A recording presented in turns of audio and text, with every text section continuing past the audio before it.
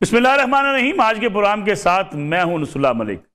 नाज़रीन, मुल्क में इंतखाबात की गूंज सुनाई दे रही है और तमाम सियासी जमातें अपने नए वादों और मंशूर के साथ मैदान में उतरने को हैं। मुस्लिम लीग नून अपनी मुहिम का आगाज कर चुकी है। तहरीक इंसाफ भी मैदान में होगी। इस्तेहकाम पाकिस्तान पार्टी, पीपल्स पार्टी और दीगर जमातें भी मैदान में उतरेंगी। लेकिन क्या अवाम के मसाइल हल हो पाएंगे? ये हर शख्स आज पूछ रहा है अपनी सियासी जमातों से और अपने हुक्मरानों से, क्योंकि जो भी सियासी जमात जब इंतखाबी मैदान में उतरती है उसकी बातें कुछ और होती हैं, बड़े पुरकशिश नारे होते हैं, लेकिन इलेक्शन जीतने के बाद एक सादा सा बहाना उनके पास होता है कि माजी की हुकूमत ने इतने हालात ख़राब कर दिए कि हमारे लिए मुल्क को संभालना मुश्किल हो गया है। गोया इसी उम्मीद पर अवाम वोट भी डालते हैं और फिर वोट डालने के बाद उन्हें इस बात का इंतज़ार रहता है कि कब उनके मसाइल हल होंगे। पिछले 3-4 सालों की अगर मैशत को देखें तो महंगाई इस कदर बढ़ चुकी है कि आम आदमी का जीना मुश्किल हो गया है।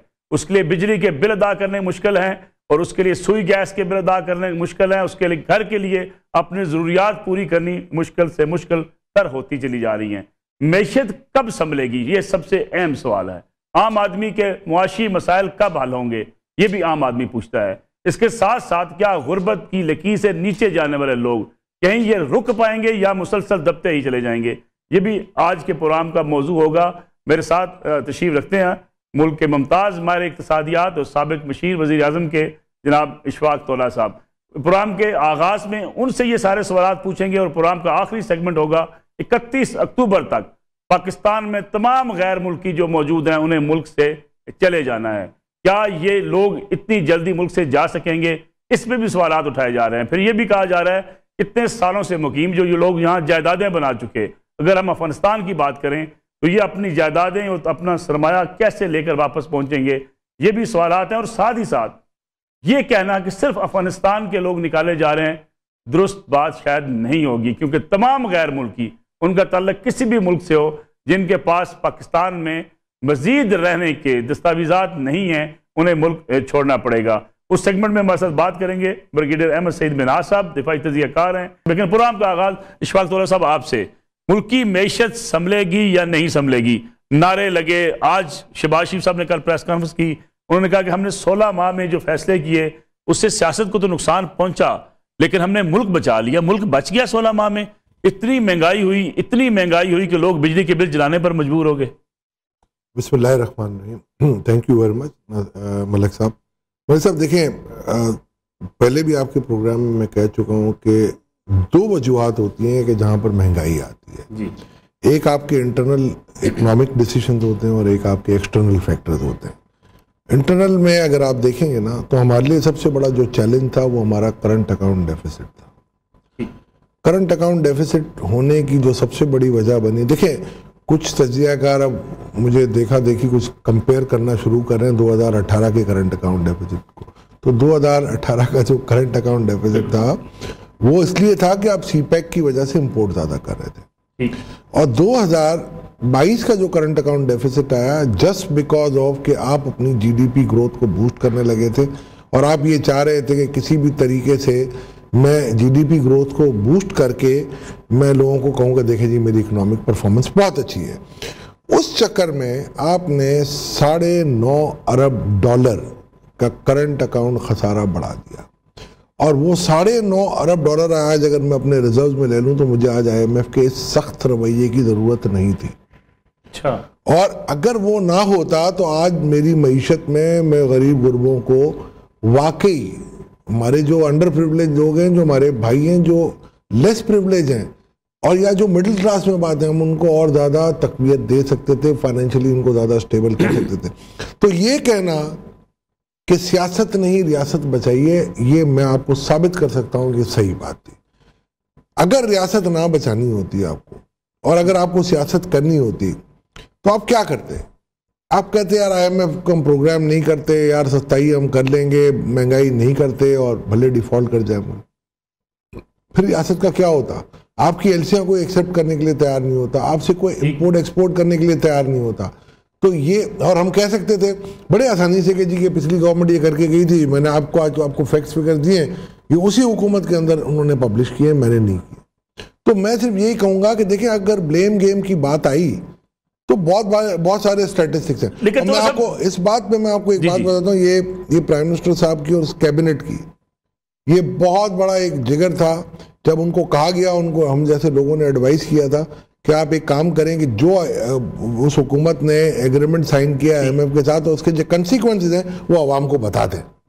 लेकिन ये महंगाई इतनी बढ़ाकर अगर यानी मुल्क को बचाया, रियासत को बचाया, आम आदमी का तो इसमें कोई कसूर नहीं। आम आदमी तो सवाल करता है कि मैं अब घर के अफराद को खाना कैसे खिलाऊं, बच्चों को कैसे पालूं, बिजली का बिल कैसे अदा करूं। मैं आपकी बात से 100% इत्तेफाक कर। देखिए, आम आदमी जो हमारा होता है ना, उसको हर वक्त सोचना चाहिए कि जी मैं किसको लेके आ रहा हूं, मैं अपना नुमाइंदा किसको चुनूंगा। देखिए, आम आदमी को सबसे बड़ा एक हमारा आपका एक गलत फहमी ये होती है कि हम ये कहते हैं कि जी हमारे मुल्क का ये मसला है कि मेरे घर की गटर लाइन ठीक नहीं है, मेरी रोडें नहीं बनी हुई। लेकिन तौला साहब, उसने पीपल्स पार्टी को भी चुना, PTI को भी चुना, PMLN को भी चुना, उसने तो सब लोगों को जो बड़ी पार्टियां मैं सिर्फ एक दौर पे जाता हूं, 13 से लेकर 18 में। आप खुद देख लें कि दुनिया में कम ऐसे IMF के प्रोग्राम हुए थे जो सक्सेसफुली रन हुए थे। आपका 13 से 16 का जो IMF का प्रोग्राम था, उसकी तारीफ तो उस वक्त की उसकी MD ने भी की ना, क्रिस्टिना लगार्ड ने भी, कि जी इससे अच्छा प्रोग्राम मैंने नहीं देखा। उस प्रोग्राम के दौरान जो भले हमारे लोग क्रिटिसाइज करें उस वक्त हमारे फाइनेंस मिनिस्टर सागडार साहब के ऊपर, ये आपके पास रिकॉर्ड पे मौजूद है। लेकिन क्या ये जस्टिफाई है कि हम 2013 से लेकर 2018 तक रुके रहे? उससे तो हम 5 साल आगे आ चुके। तो आगे इसलिए देखिए, मैं आपको आप मुझे एक बात बताएं, आप पहली सीढ़ी चढ़ के आएंगे तो दूसरी सीढ़ी पे जाएंगे ना। तो आपको तो कह दिया गया था कि आप G20 के मेंबर बन जाएंगे 2030 में। तो अगर आप मुझे एक बात बताएं, एक गलत फैसला, चाहे किसी जिद का, किसी 18 का गलत फैसला, जी मैं अब ये तो अब जबान से आम है कि जो 2018 में हमने गलत फैसला किया, मैं किसी को ब्लेम नहीं करूंगा। मैं एक बात ये कहूंगा कि यार खुदारा अब कम से कम उन गलत, देखें ये जज्बाती जो फैसले नहीं होते, मुल्क का इख्तिदार किसी को देना है, ये जज्बाती फैसला नहीं है। लेकिन क्यों इमरान खान साहब को अगर इख्तिदार मिल गया या दिया गया, कौन सी ऐसा इमरान खान साहब ने बड़ा काम कर दिया, कितना बड़ा नुकसान हो गया आज? सर आप मेरी बात सुने, इकोनॉमिक फोकस क्या था आप मुझे बता दें। आप शुरू कर लें, असद उमर साहब आए। असद उमर साहब 8-9 महीने तो ये सोचते रहे कि IMF के पास जाना है कि नहीं जाना। 16 में जो प्रोग्राम एंड हो चुका था सक्सेसफुली, अगर 18 में उनको जाना था तो फर्ज करें कि जाना है तो आप पहले फैसला कर लीजिए। नहीं गए आप, चले कोई बात नहीं। फिर उनकी जगह हमारे मोहतरम हफीज शेख साहब आए। अब देखें, पाकिस्तान की मईशत में ये प्रॉब्लम सबसे बड़ा क्या है कि हम आजमाए हुए को आजमाते हैं, फिर आजमाते हैं, फिर आजमाते हैं। और एक परफॉर्मेंस लेवल जो हमारा होता है ना, शेख साहब मेरे बड़े अच्छे दोस्तों में से हैं और उनकी एक बहुत बड़ी कंट्रीब्यूशन है मईशत पे। मगर पाकिस्तान की मईशत में वो पहले भी आजमाए जा चुके थे, फिर दोबारा आजमाया गया इनको, और तीसरी मरतबा भी आजमानी। तरीन साहब और शेख साहब का तजुर्बा नहीं, शेख साहब का तजुर्बा उस हद तक ठीक था। मैं आपको बता देता हूँ, शेख साहब ने उसको स्टेबल किया। जो गलती इमरान खान साहब के साथ आके गलत साबित हुआ। देखिए, सबसे पहले जो इमरान खान ने जो गलती की, 9 से 10 महीने IMF के पास ना जाने का या जाने या ना जाने का फैसला वो कर लेते। करने के बाद इसके बाद हफीज शेख ने उसको संभाला दिया। और ये मत भूलिएगा, उस वक्त कोविड था और कोविड में आपका IMF का प्रोग्राम हॉल्ट हो चुका था। वो तो आपकी रैपिड फाइनेंसिंग थी, बिकॉज ऑफ कोविड आपको मिल गई। लेकिन शौकत तरीन साहब ने आगे तो मेरा ख्याल है, लेकिन कोविड में भी आप देखें, हम देखते हैं मुख्तलिफ स्टोरीज सामने आती हैं, इन्वेस्टिगेशन जिस पे हुई है कि जो पैसे दिए गए इंतहाई कम रेट पे, इंटरेस्ट रेट पे दिए गए, जो हमें इमदाद के लिए पैसे मिले वो सरमायादार ले गए। आप एक काम करें ना, देखें आज कल मैं देख रहा था एक सोलर पैनल के ऊपर बड़ी स्टोरी आई थी एक हमारे मीडिया में, और बहुत जबरदस्त स्टोरी थी। और ये इसकी फॉरेंसिक, ये इसकी ऑडिट, आपकी टर्फ की जो ऑडिट थी वो FIA के हवाले कर दी थी नेशनल असेंबली की कायमा कमेटी ने, उसने पब्लिक अकाउंट्स कमेटी ने। वो जरा आप मीडिया पूछे ना, FIA साहब ने कार्रवाई नहीं की सर, असेंबली ने की ना। असेंबली में कौन उस वक्त लीडर ऑफ द हाउस कौन था? शहबाज शरीफ साहब ही थे ना। तो उसी असेंबली ने एक कमेटी ने, उसकी पब्लिक अकाउंट्स कमेटी ने कार्रवाई की। लेकिन उनको पकड़ के पैसे वापस लिए जाते। सर वो तो FIA बताएगा ना खाए हैं कि नहीं खाए। तो अब आप FIA से जरा एक सवाल करें, मैं भी करूंगा, आप भी करें। दूसरा, हॉट मनी, ये जो स्कैंडल हुआ है हॉट मनी का, उसकी फॉरेंसिक ऑडिट क्यों नहीं हो रही है? कौन बेनिफिशियरी थे उसके? तो ये आप करवाएं ना। कौन है आप बता दें। सर मैं तो ऑडिट ही नहीं किया ना, जो ऑडिट करेगा वो बताएगा। तजिया कर दें आप मुल्क के बेहतरीन मायरे में देखिए आप बहुत आसानी से हो जाएगी। मुझे तो कहा गया तो मैंने कहा जी बिस्मिल्लाह, हमने तो आस्तीनें चढ़ा ली थी, वो बाद में रिकॉर्ड ही नहीं मिला। रिकॉर्ड आप तक नहीं पहुंचा? नहीं, हमें ऑफिशियली अगर अपॉइंट करते तो हम रिकॉर्ड लेते ना, और मैं तो फ्री काम कर रहा था, फी सबिलिल्लाह था। मगर मैं आपको नसरुल्लाह भाई एक बात बताता हूँ, ये मत भूलिएगा, आप आज 92 से 94 का उठा लें या 13 से 18 उठा लें या पहले अयूब खान साहब के दौर उठा लें, ये 2-3 दौर थे जहां पर आपकी मईशत ने वाकई तरक्की की है। 2001 से 8 आपने जो की 6 तक, उसमें आपको 9/11 का बहुत बड़ा बेनिफिट मिला था, और जो आप कैपिटलाइज नहीं कर सके, ये आप मान लें। आप बैठे, आप लेके आए, मगर उस ऑब्जेक्टिविटी के साथ करेंगे। आइंदा क्या करना है ये भूल जाए। लेकिन तोला साहब, डार साहब अच्छे हैं, चले मैनेजर भी अच्छे हैं बड़े, लेकिन डार साहब वहां से चले लंदन से, कहा मेरे चलने से पहले डॉलर की कीमत नीचे आ गई। देखिए मजे, लेकिन जब गए डॉलर कहाँ छोड़कर। मैं आपको एक मजे की बात बताता हूँ, ये आपने जो बड़ी अच्छी बात छेड़ी है, मैं आपके प्रोग्राम में या पहले प्रोग्राम में कह चुका हूँ कि डार साहब, उन्होंने, लोगों ने कहा कि डार साहब डॉलर मैनिपुलेट करते हैं ना, ये आप सब जबान दे आम बात हो गई थी। डार साहब ने तो औहदा भी नहीं संभाला था, 238 से 212 रुपए का डॉलर हो गया। डार साहब अगर फिर रोक नहीं पाए, फिर ऊपर जाना चाहिए, इसलिए ना कि फिर आपका IMF की कंपल्शन होगी। सर देखें, ब्लूमबर्ग ने जब छापा, वो एक इनका आर्टिकल आया था, 2 इकोनॉमिस्ट का इनका, कि पाकिस्तान के रुपये की रियल वैल्यू 244 रुपए समथिंग है। उस वक्त मैंने जब देखा उसको, हमारे यहाँ डॉलर 270 रुपए का था। तो उस वक्त, आज आप देख ले वो ब्लूमबर्ग पे वो वाला आर्टिकल मुझे निकाल के दिखा दें। 344 पे किसने पहुंचाया? तो 344 आप सट्टेबाजी थी। आप मुझे एक बात बताएं, निगरान हुकूमत ये सट्टेबाजी रोक सकती है तौला साहब? तो शहबाज शरीफ साहब की हुकूमत मैं नहीं रोक सकती। एक चीज मैं आपको बता दूं, देखिए निगरान हुकूमत में जो स्टेक होल्डर, जो main at the helm of affair है, आप भी जानते हैं, मैं भी जानता हूं, और मैं आज आपको वाकई कह रहा हूं, मैंने उनको भी यही बात की है एट ऑल लेवल, कि आपको पॉलिसीज बनानी है, ये एक्शन हैं, एक्शन से कुछ नहीं होगा। आज आप एक्शन ले लेंगे, 6 महीने के अंदर आप चले जाएंगे, स्टेबिलिटी नहीं आएगी, कल को कोई और गवर्नमेंट आएगी, वो स्टेबिलिटी नहीं कंट्रोल कर। पॉलिटिकल कंपल्शन जो है ना इस मुल्क को वो खा रहे। देखिए हर स्टेक होल्डर अपना हिस्सा मांग रहा है, चाहे बिजनेसमैन है, चाहे एग्रीकल्चरिस्ट है, चाहे ब्यूरोक्रेट है, कोई भी लेवल के जो लोग हैं ना। अब मैं यकीन से कहता हूँ, मेरा सियासत से कोई ताल्लुक नहीं है, मगर हम वो जो कहते हैं ना कि एक ही बदनाम हमारी हुई है, वो सियासत हुई है। ऐसा नहीं है, आप जायजा लें। अब ये कोई, मैं किसी की फेवर नहीं कर रहा, मैं सिर्फ एक बात कहता हूँ, हाँ जाहिर बात है मसले सब जगह मौजूद हैं, मगर अगर मैं आप बिल्कुल निटी ग्रिटी में जाएंगे ना, तो आप ये देखिएगा कि पाकिस्तान की मईशत की जो डायरेक्शन है ना, वो ये वाली डायरेक्शन नहीं है कि 23% का इंटरेस्ट रेट होगा, ये डायरेक्शन नहीं है कि 270 रुपये का डॉलर होगा या 200, मेरे हिसाब से 260 है, कुछ इकोनॉमिस्ट कहते हैं 250 है। मेरी जो कैलकुलेशन है, हमारे पास अपनी एक इकोनॉमिक रिसर्च टीम है, हम अपने फार्मूले पे चलते हैं, मेरे हिसाब से 260 है, 262 रुपये 50 पैसे ±2% हम ये कहते हैं अभी। बट इसकी नई कैलकुलेशन हमारी टीम कर रही है, क्योंकि वो डेटा भी तो सर पूरा बड़ा कॉम्प्लिकेटेड होता है ना, और उसमें काफ़ी प्रोजेक्शन होती हैं। आप कुछ और प्रोजेक्शन करेंगे, मैं कुछ और करूंगा, जब इसीलिए हम ±2% कहते हैं। तो मैं ये समझता हूँ ये डॉलर आएगा, और ये सट्टेबाजी थी। आज जिन्होंने डॉलर लिए थे 300 रुपए के और 350 रुपए के, आज वो मतम कर रहे हैं, और मतम करवाया जाए इनसे। उनको मैं कहता हूँ 200 रुपए का करके बेचे, ताकि लेकिन पता चले। इशफाक तौला साहब हमारे साथ मौजूद है, लेकिन यहाँ एक ब्रेक का वक्त हुआ है, कमर्शियल ब्रेक से वापस आते हैं।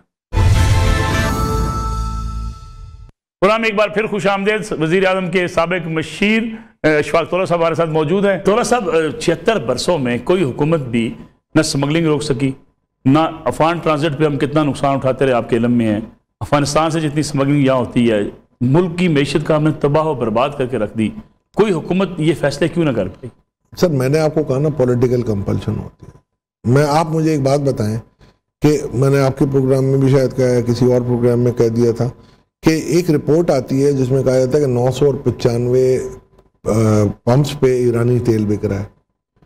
17 पॉलिटिशियन जो है ना वो ईरान स्मगलिंग में इन्वॉल्व है, कहा है ना। और ये भी कहा है कि जी 204 हवाले हुंडी वाले पंजाब में, 173 KPK में, 170 सिंध में। तो इतने एक्यूरेट फिगर कहाँ से आए? क्या रातों रात बनी है ये रिपोर्ट? उस पर काम हो रहा था ना। अब एक्शन लेने का टाइम है। आप बिल्कुल देखिए, पानी सर से गुजर चुका है। शब्बर ज़ैदी साहब कहते हैं सिर्फ अफगानिस्तान से हम स्मगलिंग रोक दें तो 20% मुल्क की मैशत संभल सकती है। मुझे उनकी स्टेटिस्टिक्स का अंदाजा नहीं है, मगर मैं आपको 20% की बात नहीं बता रहा, मैं रिसर्च से बात करता हूँ। मैं संभल सकती है अगर वहां से स्मगलिंग रोक दी जाए। सर मैं क्लियर बात बताता हूँ, उसमें आपको $2 बिलियन या $3 बिलियन की रेवेन्यू बढ़ सकती है। $3 बिलियन जी, $3 बिलियन की रेवेन्यू का मतलब ये होता है आपका कि आज आप 800-900 बिलियन आपकी जो इस वक्त कैपेसिटी जो है, जो हमारी इकोनॉमिक रिसर्च है या मेरी टैक्स रिफॉर्म्स कमीशन की रिपोर्ट, हमने जो RRMC की इंटरव्यू, आपने टैक्स रिफॉर्म से बड़ा काम किया तौला साहब, लेकिन आज के दिन तक सिर्फ सैलरीड क्लास टैक्स पे करने में नंबर 1 है, और सबसे ज्यादा मैंने उन्हीं को डिफेंड किया था। लेकिन इतने बड़े बिजनेसमैन टैक्स नहीं देते। सर मेरी तो दुश्मनियां हो गई, शायद आपके रिकॉर्ड पे नहीं है, आप पूछ लें, आपको सबको पता है। आपके एंकर जो हैं फवाद साहब से पूछिए, रेड लाइनें ड्रॉ हो गई थी। और सर जी, मैं तो वो आदमी था जिसने लिखा हुआ है ना, मेरी रिपोर्ट लिखी हुई है। अब अगर किसी माइकल आल में हिम्मत है तो उसको मुझे दे, मैं इंप्लीमेंट करवा देता हूँ। दे। सबसे बड़ा टैक्स चोर कौन है, कौन सा तबका है, ये तो नहीं कह सकते, लेकिन आपके ख्याल में देखिए नुकसान पहुंचाने वाला कौन है? सारे ही हैं सर। मैं let's not isolate anyone, report is written ना सर। आप मुझे मुझे नहीं करने दें, कोई अल्लाह के वली को और ले आए या मुझे ऐसे गुनाहगार को ले आए, हम काम करके देते हैं, फिर आप देखिए। मगर आपको एक मिनट, फिर आप पीछे कोई ना आए, ना मीडिया है हमारे पीछे कि भाई ये फलाने ने ये कर दिया था तो उसकी तो पूरे खानदान की बकिया उधेड़ देंगे। आप ये ना करें, फिर आप उसको काम करने दें। IMF का ये मुतालबा कि 50,000 तक सैलरी वाले लोग टैक्स नेट, कोई मुतालबा नहीं था, ये वर्ल्ड बैंक की रिपोर्ट है। ये देखें, कभी कोई आके टीवी पे कह देता है कि राशनिंग करनी पड़ेगी। भाई राशनिंग उस जगह होती है जहाँ फूड सिक्योरिटी का मसला हो। ये हवा में तीर चलाने से नहीं होता। 20% स्मगलिंग रुक जाएगी और 40% ये हो जाएगा। कैलकुलेशन करें। चले आप मुझे बता दें भी, हमारे पास 2015 में एक रिपोर्ट बनी थी, 2015 की एक रिपोर्ट थी। उस रिपोर्ट के अंदर लिखा हुआ था, ये कस्टम के कुछ महकमों के लोगों ने बनाई थी, जो इसके कुछ इख्तिसाबात हमारी टैक्स रिफॉर्म कमीशन की 2016 की रिपोर्ट में, इसलिए मैं डाइवर्ज कर रहा हूँ, वरना मैं नहीं बताता। उस वक्त $9 बिलियन की स्मगलिंग होती थी अफगानिस्तान और दूसरे मद में, और 9 बिलियन में से $4 बिलियन के उस वक्त मोबाइल फ़ोन थे। तो इमरान खान की हुकूमत में ये एक अच्छा काम हुआ कि IMEI करके आपने उसको प्लग कर दिया। बाकी $5 बिलियन की कुछ आइटमों में अब कमी आई है। अब उस क्वांटम को, और उसकी वजह से हमें $2 बिलियन का रेवेन्यू लॉस उस वक्त होता था। अब अगर मैं मोबाइल का निकाल दूं, जो कि अब हमें मिल जाता है, तो मेरे ख्याल से हार्डली ये आपको $3 बिलियन से, मैंने आपको बताया था मैक्सिमम 3 बिलियन। अगर मेरे पास 16,000 बिलियन की कैपेसिटी है, आप मुझे रिफॉर्म करने दें, ऑटोमेशन करने दें। आपको रिफॉर्म्स रोकता कौन है, ऑटोमेशन कौन रोकता है? सर ये इट्स अनफॉर्चुनेट कि एवरीवन, दोज स्टेक होल्डर्स जिनको, जो ये कहते हैं कि जी हमने बहुत एहसान किया इस मुल्क पे टैक्स देके, मैं समझता हूं उन्होंने एहसान नहीं किया, वो उससे ज्यादा फायदे ले जाते हैं। ठीक, आप मुझे बताएं ना कि किस मुल्क के अंदर एक्सपोर्टर 1%, 1.25% टैक्स दे के छूट जाता है। आप इंडिया की मिसाल देते हैं, आप बांग्लादेश की मिसाल देते हैं, आप दूसरे अपने कंपिटिटर्स की मिसाल देते हैं। मुझे उन्होंने एक दिन किसी एक्सपोर्टर ने ये बात कर दी कि जी तोला साहब, हमें तो 17% पे एक्सपोर्ट रीफाइनेंस मिलते। मैंने कहा आपको किसने कहा? आप एक्सपोर्ट क्रेडिट गारंटी स्कीम है, इसमें 3% पे आप लोन ले लें, क्यों नहीं ले रहे आप? तो उनको वो कैपिटल जो रेट में जो फर्क आएगा ना, तो वो उनको नहीं मिलेगा। अब उनको they want to cake and eat it too. Muslim League Nawaz कह रही है कि मियां नवाज शरीफ मुल्क की तरक्की का जो है वो पैगाम लेकर वापस आ रहे हैं, मुल्क की तरक्की और मैशत को बेहतर करने का पैगाम होगा। तजर्बा तो यही कहता है, 92 का दौर देख लीजिए। बिजली सस्ती कर लेंगे? देखिए, इट डिपेंड्स अपॉन, बिजली सस्ती की जो रेसिपी होगी ना, वो आपकी इंशाअल्लाह ताला डॉलर होगी और इंटरेस्ट रेट होगा। दूसरी, कैपेसिटी पेमेंट सब खत्म हो जाएंगे। अगर आप नए सही मायनों में सोलर के लाइसेंस दे दें 4 सेंट पे, और आप डॉलर को नीचे ले आए, और इवन कैपेसिटी पेमेंट भी थोड़ी ऊपर आपको देनी पड़े, जो कि स्लोली ग्रेजुअली वीड आउट हो जाएगी, मुझे लग रहा है कि कोई इतना मसला नहीं होना चाहिए। बट इतनी सस्ती नहीं हो सकती जितनी हम हाइड्रो बिजली हम क्यों ना बना सके? बड़ा मुख्तसर वक्त बचा मेरे पास। मुझे आप एक बात बताया ना, ये तो आप सूबाई मसला है ना, तो KPK में 9 साल जिसकी गवर्नमेंट थी उसको आप पूछे ना, वो तो 350 डैम बनाने का दावा करते हैं। कहाँ है? दावा तो कर 3.5 है, तो 0 बाद में लगा देंगे, एक 35 बने। आप समझते हैं कि मौजूदा इलेक्शन होने के बाद कुछ आम आदमी के मसाइल हल कम हो सकते हैं? सर देखें, मैं आपको एक बात कह सकता हूँ, प्लानिंग की ज़रूरत है और ये हमें इन चीज़ों से इज्तनाब करना चाहिए कि किसी की पर्सनैलिटी पे हमें हिट नहीं करना चाहिए। वक्त के साथ चीज़ें ठीक हो जाएंगी, मगर आपको अब पॉलिसीज बनानी पड़ेंगी, सिर्फ एक्शन पे रिलायंस नहीं होगा। Policy with action will prove. आजकल जो कुछ हो रहा है वो एक्शन हो रहा है विदाउट एनी पॉलिसी। मैं आपको बता रहा हूँ ना, देखें अब आप वो जो दुकानदारों पे कल आई कि जी वो मैं एक चैनल पे था तो वो दुकानदारों के लिए आएगी जी, दुकानदारों को हम फिक्स टैक्स, वो फिक्स टैक्स 80-90 हम सबसे चला रहे हैं, वो सिर्फ एक ही वही है कि जी होता कुछ नहीं है। तो हमने जो एक फार्मूला दिया आप उसको क्यों आजमा नहीं रहे? आजमा लें उसको। तो साहब प्रोग्राम का वक्त जो है बड़ा मुख्तसर है, अगले हफ्ते आपसे फिर मिलेंगे। ये चीज़ें आपसे ज़रूर जानेंगे कि आने वाली हुकूमत के पास कौन सा अलादीन का चिराग होगा कि जिसकी बुनियाद पर ये बड़े अहम फैसले पॉलिसियों का तसलसल कैसे होगा, जिसकी बुनियाद पर और चरागों में रोशनी और ज़्यादा खराब होने के इम्कान होंगे। Thank you very much for joining us.